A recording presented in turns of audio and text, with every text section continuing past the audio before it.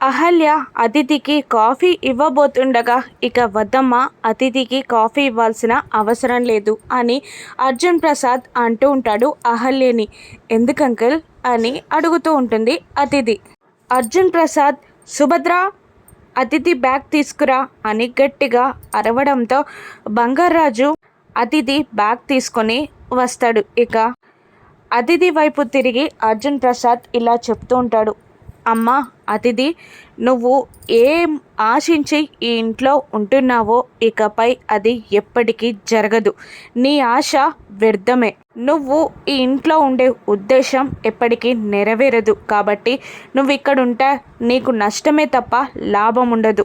నువ్వు నీ బ్యాగ్ తీసుకొని మీ ఇంటికి వెళ్ళిపో అమ్మా అని అర్జున్ ప్రసాద్ అతిథికి చెప్పగానే అతిథి వెక్కి వెక్కి ఏడుస్తూ గౌతమ్ దగ్గరికి వెళ్ళి, గౌతమ్ గౌతమ్ అంకుల్ ఆంటీ నన్ను వెళ్ళిపోమ్మంటున్నారు, నువ్వైనా వాళ్ళకి చెప్పు గౌతమ్ అని అతిథి గౌతమ్ని బ్రతిమిలాడుతూ ఉండగా, గౌతమ్ వెళ్ళక తప్పదతిథి, నువ్వు మీ ఇంటికి వెళ్ళిపోవాల్సిందే.